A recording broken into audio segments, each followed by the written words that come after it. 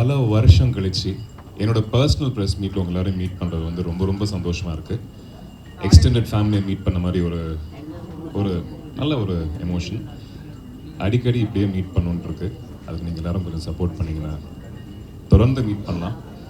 So என்னதான் நம்ம படம் ப்ரெஸ் மீட் அப்படிலாம் மீட் பண்ணால் கூட ஒரு பர்சனலாக மீட் பண்ணும்போது நீங்கள் கேட்குற கேள்வியாக இருக்கலாம், இன்னும் கொஞ்சம் இன்ஃபார்மலாக ஃபன்னாக ஜாலியாக எப்பயுமே இருந்திருக்கு எனக்கு. இன்றைக்கும் அந்த மாதிரி இன்ட்ராக்ட் பண்ணுறதுக்கு நான் வந்திருக்கேன். So I hope all of you had good food and comfortable. So will start the questions. ரொம்ப வருஷத்துக்கு அப்புறம் ஈரம் படத்துக்கு அப்புறம் சேம் டைரக்டர் கூட சப்தம் ஒர்க் பண்ணுறீங்க. ஸோ சொல்லுங்கள், எக்ஸ்பீரியன்ஸ் சொல்லுங்கள். ஈரம் என்னோட 2வது படம். அறிவு சாரோட ஒர்க் பண்ணப்போ வந்து ரொம்ப புதுசாக அவரோட தாட் ப்ராசஸே ரொம்ப டிஃப்ரெண்ட்டாக இருக்கும். இந்த வாட்டி ஒர்க் பண்ணும்போது ஒரு புரிதல் 2 பேருக்குள்ளே இருந்தது ஆல்ரெடி. ஒரு ஃப்ரீக்வன்சி வந்துட்டு ஓகே அவர் இப்படி தான் யோசிப்பார். அவர் ஒரு ஷாட் வந்து பல விதமாக நம்ம வந்து அதை எமோட் பண்ணலாம், எக்ஸ்ப்ரெஸ் பண்ணலாம். ஒரு டைரக்டரை புரிஞ்சுக்கிறப்ப தான் அவர் என்ன எதிர்பார்க்குறான்ற விஷயம் வந்து நம்மளுக்கு தெரிய வரும். ஸோ செகண்ட் படத்துக்கு எப்பயுமே அந்த கம்ஃபர்ட் ஜோன்ன்றது அதிகமாகும். ப்ளஸ் அவரோட விஷுவல் சென்ஸாக இருக்கட்டும், அவரோட மேக்கிங்கோட அந்த நுணுக்கங்கள், டீட்டெயில்ஸ் ரொம்ப ரொம்ப அழகாக பண்ணுவார். ஸோ ஐ தரவ்லி ரொம்ப என்ஜாய் பண்ணேன் இந்த படம் பண்ணுறது அவரோட. வழக்கமாக எல்லா படங்கள்லேயும் ஹீரோயினோட நெருக்கமான காட்சிகள் இருக்கும். அந்த மாதிரி காம்பினேஷன் ஸ்டில்லு வரும். சப்தம் படத்தில் மட்டுமே எப்போவுமே அந்த வவ்வால் கூட நீங்கள் இருக்கிறது இது மாதிரி தான் இருக்குது. சிம்ரன், லைலா, லக்ஷ்மி மேனன் இருந்தும் அவங்கள எந்த ப்ரெஸ் மீட்லேயும் நாங்கள் பார்க்க முடியல. என்ன காரணம்? இந்த படத்தில் அவங்களோட பங்கு என்ன? உங்களுக்கு அவங்களோட காம்பினேஷனில் என்னென்ன காட்சிகள் இருக்குது? லக்ஷ்மி மேனனும் நானும் ரொம்ப நெருக்கமாக இருப்போம் இந்த படத்தில். பட் அது ஒரு மென்டல் ரீதியாக இருக்கும். ஃபிசிக்கலாக வந்து அந்த மாதிரி ஒரு காட்சி இந்த படத்துக்கு தேவைப்படலண்ணே. ஸோ அவங்களோட பங்களிப்பு இந்த படத்துக்கு ரொம்ப முக்கியம். பிகாஸ் ஒரு கேரக்டருமே, சிம்ரன் அவங்களோட கேரக்டர் இருக்கட்டும், லைலா அவங்களோட character, plus Lakshmi Menon, Kingsley, Rajiv Menon sir, MS Bhaskar sir, எல்லாரோட கேரக்டர்ஸும் வந்து அறிவு சார் எப்பயுமே வந்துட்டு ஒரு அழகான ஒரு பிகினிங், ஒரு ஃபினிஷிங், அதுக்கு ஒரு மீனிங்ஃபுல்லான ஒரு ஒரு அண்டர்லைன்ன்றது எப்பயுமே பண்ணுவார் அவர். அந்த மாதிரி படம் பார்க்கும்போது உங்களுக்கு தெரியும், இது அந்த ஒரு லவ்வை நோக்கி போகிற ஒரு படம் கிடையாது. ஆனால் லவ் இருக்கும், ரொம்ப ரியலிஸ்டிக்காகவும் ரொம்ப யதார்த்தமாக இருக்கும். ஸோ இப்போ ஆஃபீஸில் ஒரு லவ்னு வச்சுக்கோங்களேன், நம்ம கொலீகை நம்ம லவ் பண்ணும்போது அங்கே போயிட்டு நம்ம சினிமாவில் பண்ணுற மாதிரி பண்ணிக்கிட்டு இருக்க மாட்டோம். ஒரு கான்வர்சேஷன் இருக்கும். அந்த ஒரு சின்ன கான்வர்சேஷனில் நம்மளுக்கு அவங்கள பிடிக்குன்ற விஷயம் நம்ம கன்வே பண்ணுவோம். 2 பேருமே நம்மளோட ஒப்பீனியன் ஷேர் பண்ணிப்போம். அந்த மாதிரி ஒரு ரியலிஸ்டிக்காக அழகான ஒரு லவ் கண்டிப்பாக அதில் இருக்கும். ஃபிசிக்கலாக ஒரு நார்மலாக ஒரு கமர்ஷியல் படத்தில் வர மாதிரி இந்த படத்துக்கு தேவைப்படல. ஆதி, ஹாய். Hi sir. ஹாய். ஈரம், அரவான், மரகத நாணயம் நிறைய அழகான படங்கள் தமிழில் பண்ணியிருக்கீங்க. பட் தெலுங்குல நம்பர் ஆஃப் மூவிஸ் ஜாஸ்தியாக இருக்குது. வருஷத்துக்கு 2 படம் 3 படம் பண்ணிடுறீங்க. ஏன் தமிழில் மட்டும் கேப், நிறைய படங்கள் பண்ணலை? அப்படியாங்க? நான் பார்க்கவே இல்லையே. ஐ டென்ட் சீ தட். எனக்கு தெலுங்கு, தமிழ் அப்படின்னு அதை டிஃப்ரென்ஷியேட் பண்ணி நான் பார்த்ததில்லை. மேபி எனக்கு அந்த கேல்குலேஷன் நான் பண்ணவே இல்லை. ஒரு கதை சொல்ல வரும்போது எந்த மொழியில் சொல்கிறாங்கன்றதை விட கதை எப்படி இருக்குன்னு பார்க்குற ஒரு கண்ணோட்டம் தான் இருந்து. ஒரு கதை சொல்லும்போது எவ்வளோ உண்மையாக அந்த கதையை சொல்கிறாரு, அது எந்த மொழியில் இருந்தாலும் அந்த மொழி நம்ம தெரிஞ்சிருந்ததுன்னா அது வந்து பிடிக்கும் எனக்கு.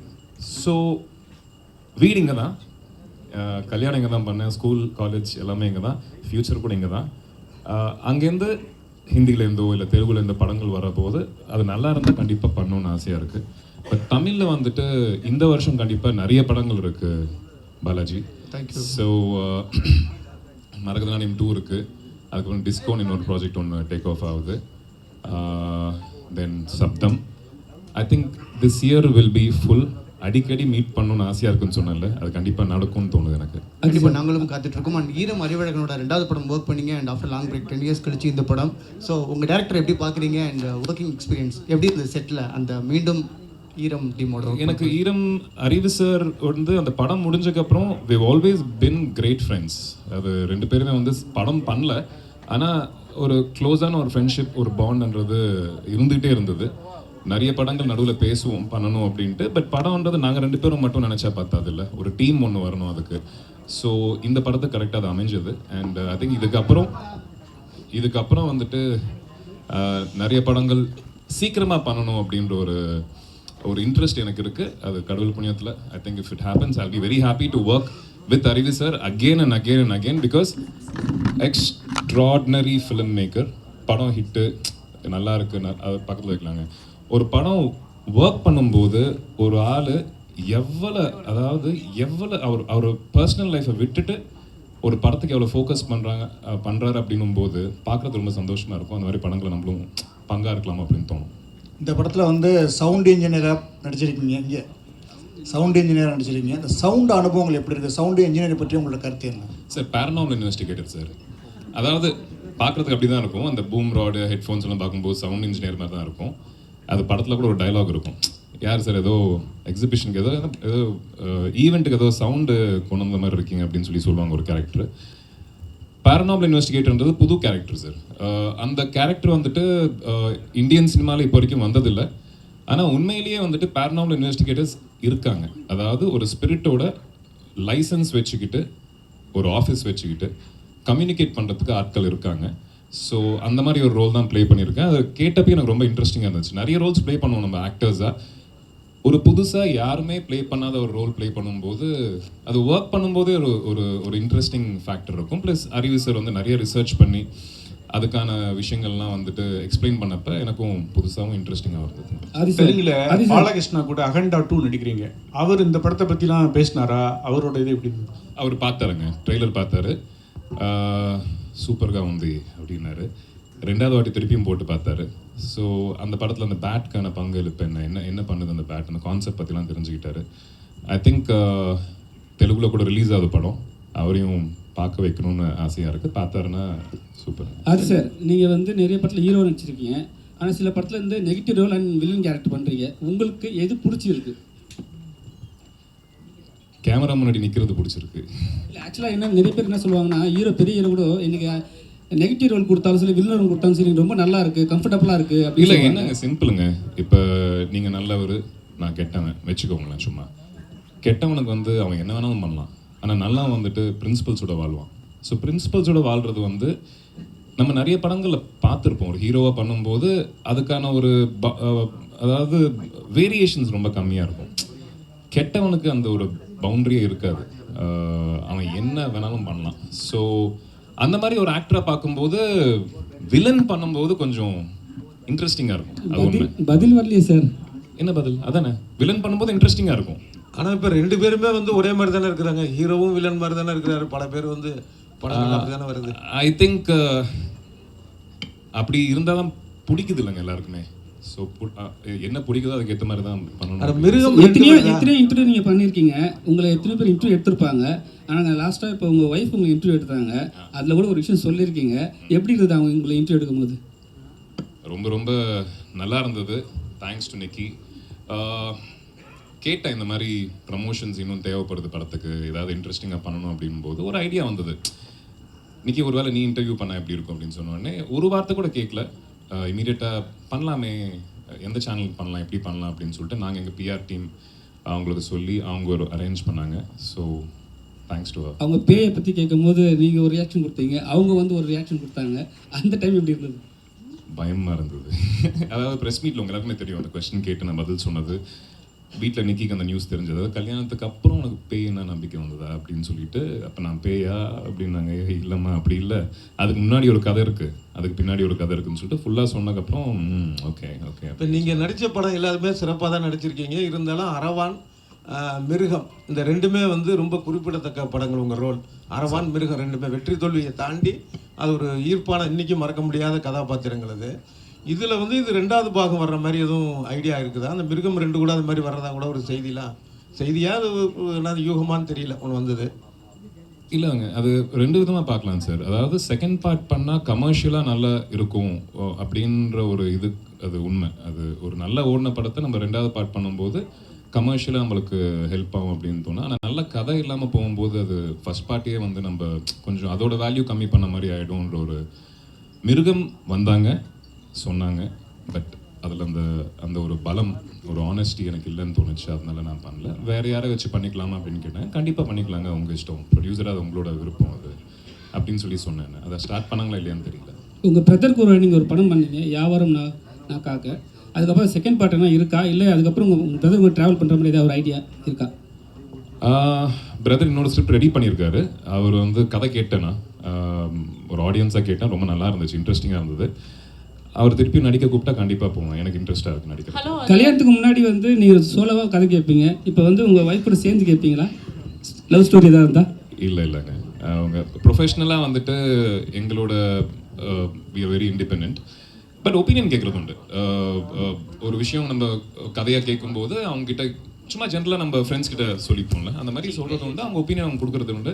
பட் டிசிஷன் மேக்கிங்ன்றது நான் மட்டும்தான் பண்ணுவேன். Aadhi, all the best. Actually congrats as well. Thank you. இந்த பேரானார்மல் இன்வெஸ்டிகேட்டர் வந்து நிறைய பேர் இருக்காங்க ஃபேமஸாக. யாரையாவது நீங்கள் ஃபாலோ பண்ணீங்களா? யாரோடதாவது அடாப்ட் பண்ணியிருக்கீங்களா கேரக்டர்ஸில்? கௌரவ் திவாரின்னு ஒருத்தர் இருக்காருங்க, இருந்தாரு, இப்போ இல்லை, இறந்துட்டாரு. அவர் இறந்தது கூட ரொம்ப கொஞ்சம் மர்மமான ஒரு விஷயமா தான் வந்து இருந்திருக்கு. அவரை பற்றி நிறைய படித்தேன், அவரை பற்றி நிறைய வீடியோஸ் பார்த்தேன், ரொம்ப இன்ட்ரெஸ்டிங்காக இருந்தது. ப்ளஸ் அவரோட லைஃப் என்னோட லைஃபும் கொஞ்சம் ஒரு இடத்துல மேட்ச் ஆச்சு. அவரும் பைலட் கோர்ஸ் பண்ணலாம் அப்படின்னு சொல்லிட்டு யூஎஸ் போயிருந்தாரு, நானும் பைலட் ஆகலாம்னு நினச்சேன். அதுக்கப்புறம் மிருகம் படத்துக்கு அப்புறம் இங்கே இருக்கணும் அப்படின்னு சொல்லி முடிவு பண்ணேன். அந்த பைலட் கோர்ஸ்க்காக போனப்ப அவர் இருந்த அந்த இடத்துல வந்துட்டு அந்த பேரனார்மல் ஆக்டிவிட்டீஸ் வந்து அவர் எக்ஸ்பீரியன்ஸ் பண்ணார். அதுக்கப்புறம் அதை பற்றி படிக்கணும்னு சொல்லிட்டு அதை பற்றி படித்து பாம்பேயில் ஒரு ப்ராப்பர் ஆஃபீஸ் செட் பண்ணி நிறைய இன்வெஸ்டிகேஷன்ஸ் அவர் பண்ணியிருக்காரு. அவரோட வீடியோஸ்லாம் பார்த்தீங்கன்னா ரொம்ப ரொம்ப இன்ட்ரெஸ்டிங்காக இருக்கும். ஸோ அவரை பற்றி படித்தாங்க. எஸ் ஆதி சார், மிருகம் படம் வரும்போது அந்த கதை வந்து வேற மாதிரி இருக்கும், உங்கள் உடம்பு வேற அளவுக்கு ஸ்ட்ரெச்சர் இருக்கும். அந்த படம் எப்படி நீங்கள் உள்வாங்கினீங்க? அதுக்கப்புறம் அப்படியே திரும்பி பார்த்தா ஈரம், அப்படியே வேற மாதிரி பேட்டர்ன். இந்த கதைகளை எப்படி ரொம்ப நாள் கழிச்சு இப்போ கூட பார்த்தீங்கன்னா ஈரத்துக்கு அப்புறம் தான் இந்த சப்தம் அந்த மாதிரிலாம் வந்துட்டுருக்கு. ஏன் பார்த்து காலை வச்சிட்ருக்கீங்க? ஏன், என்ன விஷயம்? இல்லைங்க, இப்போ கமர்ஷியல் சினிமான்றது அதை ப்ரொடியூஸ் பண்ணுறதுக்கு நிறைய பேர் வருவாங்க. நான் ஒரு வேளை ஒரு ப்ரொடியூசர் இருந்தால் கண்டிப்பாக ஒரு கமர்ஷியல் சினிமாவில் தான் இன்வெஸ்ட் பண்ணணும்னு நினைப்பேன். பிகாஸ் அதுதான் நான் போட்ட காசுக்கு ஒரு வசூல் வரும். புதுசாக ஒரு விஷயம் யோசிக்கும் போதோ இல்லை புதுசாக ஏதாவது பண்ணலாம் அப்படின்னும் போது அதுக்கு இன்வெஸ்டர்ஸ் வந்து எந்த ஃபீல்டில் இருந்தாலும் கொஞ்சம் கம்மியாக தான் இருப்பாங்க. அந்த மாதிரி நம்மளை நம்பி வர சில ப்ரொடியூசர்ஸ் வர்றது கஷ்டம். அந்த மாதிரி வரும்போது அதுக்கான ஒரு டெக்னிக்கல் டீம் ஒன்று அமையணும். ஒரு படம் வந்துட்டு ஒரு தனிப்பட்ட முறையில் யாரும் ஒரு ஆள் நினச்சா நல்லா எடுத்துட முடியாதுங்க. ஒரு நல்ல கேமராமேன் வேணும், ஒரு நல்ல ஆர்ட் டைரக்டர் வேணும், எடிட்டர் வேணும், மியூசிக் டைரக்டர் வேணும், எல்லாரும் சேர்ந்தால் தான் ஒரு படம். ஸோ அந்த மாதிரி எல்லாருமே கொஞ்சம் டேலண்டடாக இந்த படத்துக்கு சப்போர்ட்டிவாக இருக்கக்கூடியவங்க ஜாயின் பண்ணாங்கன்னா ஒரு நல்ல படமாக வந்து ஸ்டார்ட் ஆகும். ஸோ மெதுவாக பண்ணுறதுக்கு அதுவும் ஒரு காரணம். எல்லாமே அமையிறது கஷ்டம். ஸோ அமையும் போது பண்ணலாமே அப்படின்ற ஒரு ஏன் அவசரம், எதுவாகவே பண்ணலாமே, யாரும் கத்தி கழுத்தில் வச்சுட்டு படத்தை பண்ணியே ஆகணும் அப்படின்லாம் இல்லைல்ல. நல்ல படங்கள் வந்துக்கிட்டு இருக்கு. நம்ம பண்ணுற படங்கள் கொஞ்சம் கவனமாக சிறப்பாக பண்ணலான்ற ஒரு சின்ன ஆர்வம், அவ்வளோதான். கல்யாணத்துக்கு முன்னாடி, கல்யாணத்துக்கு பின்னாடி. கல்யாணத்துக்கு முன்னாடி நீங்கள் கதை நல்லா சூஸ் பண்ணியிருப்பீங்க. இப்போ கல்யாணத்துக்கு அப்புறம் நிக்கி மேம் வந்துட்டாங்க. உங்கள் கூட சேர்ந்து கதையை சூஸ் பண்ணுறதுல அவங்களும் ஆர்வம் காட்டுறாங்களா, இல்லை என்னுடைய லைன் வேறு உன்னோட லைன் வேறுன்னு இருக்காங்களா? இல்லைங்க, அது ரெண்டு பேருமே பர்சனாலிட்டியே ரொம்ப டிஃப்ரெண்ட்டு. அவங்க சூஸ் பண்ணுற ஒரு கதைகளாக இருக்கட்டும், நான் சூஸ் பண்ணுற கதைகளாக இருக்கட்டும், ரொம்ப ரொம்ப டிஃப்ரெண்ட்டாக இருக்கும். ஆனால் அவங்களுக்கு தெரியும் இவனுக்கு என்ன மாதிரி கதைகள் பிடிக்கும் அப்படின்ற விஷயம் தெரியும். ஸோ என்னோட பாயிண்ட் ஆஃப் வியூலேருந்து தான் அவங்களும் யோசிப்பாங்க நான் படம் செலக்ட் பண்ணும்போது. அது நீங்கள் நினச்ச ஆதி படங்கள் வந்து இங்கே படங்கள் வந்து நீங்கள் நடிச்சிட்ருக்கீங்க. இப்போ நடிக்காத சமயத்தில் நீங்கள் ஒரு நல்ல கதையை செலக்ட் பண்ணி அர்ஜுன் சார் மாதிரி டைரக்ஷன் துறையில் ஈடுபடலாம் இல்லையா? யார் சார்? அர்ஜுன் சார் வந்து அப்படி தான் பண்ணார். சேவகன், பிரதாப். நான் டைரக்ஷன் பண்ணுறது கேட்குறீங்களா? இல்லைங்க, கமர்ஷியல் படமாக தான் இன்னும் நல்லா இருக்கும் நீங்கள் டைரக்ஷனில். அதாவது டைரக்ஷன்ன்றது அது ரொம்ப ஸ்ட்ரெஸ்ஃபுல்லான ஒரு ஜாபுங்க. எனக்கு தெரிஞ்சு அந்தளவுக்கு ஸ்ட்ரெஸ் என்னால் எடுத்துக்க முடியாது. இன்ட்ரெஸ்ட் இருக்குது, பண்ணணுன்ட்டு இருக்குது. ஆனால் டைரக்ஷன் பண்ணால் திருப்பியும் நடிக்க முடியாது. அது டைரக்ஷன் மட்டும்தான் பண்ணணும். இங்கேயே வண்டியை ஓட்டிக்கலாமே. இல்லை, நீங்கள் ஹீரோவை நடித்து டைரக்ஷன் பண்ணலாமே. இல்லைங்க, என்னால் அது அந்த மாதிரி என்னால் மல்டி டாஸ்கிங் எனக்கு கொஞ்சம் கஷ்டமாக இருக்கும். இந்த சப்தம் பற்றின ஒரு கேள்வி. அதாவது ஜென்ரலான படங்கள் நடிக்கும்போது நார்மலாக நடிச்சுட்டு போயிடலாம். இந்த மாதிரி ஹாரர் ஃபிலிம் நடிக்கும்போது இமேஜினேஷன்லேருந்து நடிக்கணும். ஸோ ஒரு பேய் இல்லை ஆனால் இருக்க மாதிரி நடிச்சு நடிக்கணும். அது எவ்வளோ டிஃபிகல்ட்டாக இருந்தது. அண்ட் இந்த படம் எடுக்கும்போது ஏதாவது அமானுஷ்யமான விஷயம் நடந்துச்சா? ஏன்னா பழைய பேய் படங்கள் சொல்லுவாங்க ஷூட்டிங் அப்போ இந்த மாதிரி விஷயம் நடந்துச்சு, எங்களுக்கு ஒரு சில விஷயங்கள் தட்டுப்படுத்தி அப்படிவாங்க. உங்களுக்கு ஏதாவது அமானுஷ்யமான விஷயங்கள் இருந்துச்சா? அண்ட் இமேஜினேஷன் நடிக்கும்போது எப்படி இருந்ததுன்னு சொல்லுங்கள். எங்களுக்கு இன்டர்வியூஸ் நடக்கும்போது கூட சில விஷயங்கள் நடந்துக்கிட்டு இருக்கு. அது அமானுஷ்யமா இல்லை வந்து மேட்ரு ஆஃப் ஃபேக்டாக நடக்குதான்னு சொல்லி தெரியல. நேற்று ஹைதராபாத்தில் நடந்துட்டு இருக்கும்போது மேலே வந்துட்டு இந்த மாதிரி இதே மாதிரி தான் ரவுண்டாக ஒரு லைட் வச்சுருந்தாங்க. இன்டர்வியூ போயிட்டு இருந்தது. பேசிகிட்டு இருக்கும்போது திடீர்னு கிளங் கிளங் கிளங் கிளங் கிளங் கிளங் ஆடிக்கிட்டு இருக்கு. அது தெரியல, டேரக்டர், நான், லைலா மேம் எல்லாரும் வந்து பார்த்துக்கிட்டு இருந்தோம். ஏசி ஏதாவது பட்டு அந்த மாதிரி ஆகுதான்னு பார்த்தா சுற்றி ஏசியே இல்லை, காற்றே வரல. So okay, sorry, don't disturb us அப்படின்னு சொல்லிட்டு ஷூட்டிங் ஸ்பாட்லேயும் அந்த மாதிரி நிறைய நடந்துட்டு இருந்துச்சுங்க. கடைசியில் என்ன ஆயிடுச்சுன்னா, அது வந்து ஈஸியாக எடுக்க ஆரம்பிச்சிட்டோம். சார் வந்துட்டாங்கன்னு நினைக்கிறேன், கொஞ்சம் சீக்கிரம் முடிச்சுட்டு போயிடலாம் அப்படின்ற அவங்கள எங்களுக்கு டிஸ்டர்ப் பண்ணல. ஸோ மேபி அதுவாக இருக்கலாம், இல்லாமையும் இருக்கலாம், வி டோன்ட் நோ. இன்னொரு கொஸ்டின் கேட்டிங்கன்னா, அதாவது ஜென்ரலான கதைகள் ஈஸியாக நடிச்சுட்டு போயிடலாம், பட் இந்த மாதிரி இல்லாத விஷயத்தை எனக்கு நடிக்கிறேன். ஆமாம், ஒரு படமும் ஒரு மாதிரிங்க. இப்போ ஹாரர் த்ரில்லர் அப்படின்னோடனே அது நடிக்கிறது ரொம்ப கஷ்டம் அப்படின்ட்டுலாம் இல்லை. அது சப்ஜெக்டை பொறுத்து, இந்த சப்ஜெக்டை பொறுத்த வரையிலையும் எனக்கு எந்த ஒரு ஸ்ட்ரெஸ்ஸும் ஆஸ் அன் ஆக்டர் இல்லை. பிகாஸ் ஐ ட்ரஸ்டட் கம்ப்ளீட்லி இந்த டைரக்டருங்க. அந்த டைரக்டர் வந்துட்டு ரொம்ப தெளிவாக, ரொம்ப கிளியராக அவர் என்ன பண்ணுறாரு, அவர் கண்டிப்பாக அதுக்கு ஒரு அர்த்தம் இருக்கும் நம்ம புரிஞ்சுக்கிட்டோம்னு வச்சுக்கோங்களேன். செட்டுக்கு போயிட்டு நம்மளோட சின்ன பங்களிப்பு இருக்குமே தவிர ரொம்ப யோசிக்க வேண்டிய அவசியம் இந்த படத்துக்கு வரல. ஸோ பேய் இருக்குது இல்லை அப்படின்னு டிஃப்ரென்ஸ் ஒப்பீனியன் இருக்குது. பட் உங்களை பொறுத்த வரைக்கும் நீங்களோ உங்களை சார்ந்தவங்களோ ஏதாவது பேய் விஷயங்கள் கேள்விப்பட்டிருக்கீங்களா? லைஃப்பில் கனெக்ட் ஆன விஷயங்கள் தான் இருக்கா? அதாங்க, அதாவது ஈரம் பண்ணிட்டு இருக்கிற டைமில் எனக்கு பேய் மேலே நம்பிக்கை இல்லை. பட் இந்த படம், அந்த ரூபன் வைத்தியலிங்கம் என்னோட கேரக்டர் பேர் படத்தில், இந்த கேரக்டருக்கு ஒர்க் பண்ணிகிட்டு இருக்கும்போது, அந்த ரிசர்ச் மெட்டீரியல் படிக்கும்போது, அவங்க பண்ண வீடியோஸ், அந்த பேரனாமல் இன்வெஸ்டிகேட்டர்ஸோட ரியல் வீடியோஸ் பார்க்கும்போது மேபி இருக்கலாம் போல இருக்குது. கண்ணுக்கு தெரியாத கடவுளை நம்ம நம்பும்போது கண்ணுக்கு தெரியாமல் நிறைய விஷயங்கள் இருக்கலாம் அப்படின்ற ஒரு சின்ன ஒரு நம்பிக்கை. அது 100% நம்புறேன்னா இல்லை, சின்ன ஒரு நம்பிக்கை வந்தது. Hi sir. சார் இங்கே சார் பேரநார்மல் இன்வெஸ்டிகேட்டராக இருக்கும் அப்படின்னா மென்டல் ஹெல்த் ரொம்ப ஸ்ட்ராங்காக இருக்கணும். ஸோ ஷூட் பண்ணும்போதும் சரி, ஆஃப்டர் ஷூட் முடிச்சதுக்கப்புறம் சரி, நீங்கள் எப்படி மென்டல் ஹெல்த்தை? சரி, அது ரியல் பேரநார்மல் இன்வெஸ்டிகேட்டர்ஸ்க்குங்க. நான் வந்து பேரநார்மல் இன்வெஸ்டிகேட்டர் நடிக்கிறேன். ஸோ அவங்களுக்கு 100% நீங்கள் சொன்னது கரெக்டு. அவங்களுக்கு அந்த எனர்ஜி வரும்போது, அதை அவங்க சென்ஸ் பண்ணும்போது mentally they have to be strong. ரொம்ப தைரியம் வேணும்னு சொல்லுவாங்க. இல்லாட்டி they'll be சக்கம் to that whole process. So எனக்கு அந்த ஒரு இது இல்லை. ஸோ பக்கத்தில் ஒரு 150-200 பேர் இருப்பாங்க. ஸோ அந்த தைரியத்தில் அப்படியே ஷூட் பண்ணிட்டேன். எப்படி இருக்க போதா, எப்போ வரப்போதா, நெக்ஸ்ட் மந்த் ஷூட்டிங் ஸ்டார்ட் பண்ணுறோங்க. அதே டீம், அதே set of actors. I think ஜாலியாக இருக்கும்னு நினைக்கிறேன் ஷூட்டிங்கு. நீங்கள்லாம் எப்படி வந்து ஆர்வமாக வெயிட் பண்ணுறீங்களோ, எனக்கும் அந்த ஆர்வம் இருக்குது ஷூட்டிங் போகணுன்ட்டு. So one more question. And அரவானில் தன்ஷிகா, அப்புறம் பத்மபிரியா, அவங்க நிறைய ஹீரோயின்ஸ், நிக்கி கல்ராணி வந்து நடிச்சிருக்காங்க. அதே மாதிரி பார்த்தீங்கன்னா டப்ஸி நடிச்சிருக்காங்க, குண்டல கோதரி.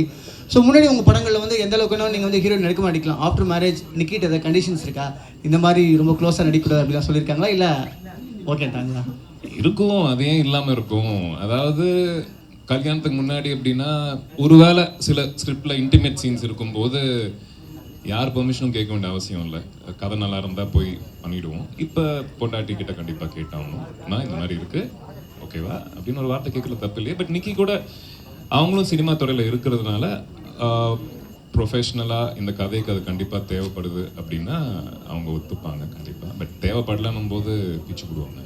இன்னைக்கு இருக்க தமிழ் ஆக்டரில் ஒரு ஆக்டருக்கு நீங்கள் வில்லனாக நடிக்க ஆசைப்பட்டீங்கன்னா, கதைக்கு அந்த இது தேவைப்பட்டால் கண்டிப்பாக பெர்மிஷன் உண்டுங்க. பர்மிஷன் வாங்கிட்டு நடித்தா சண்டை இல்லை.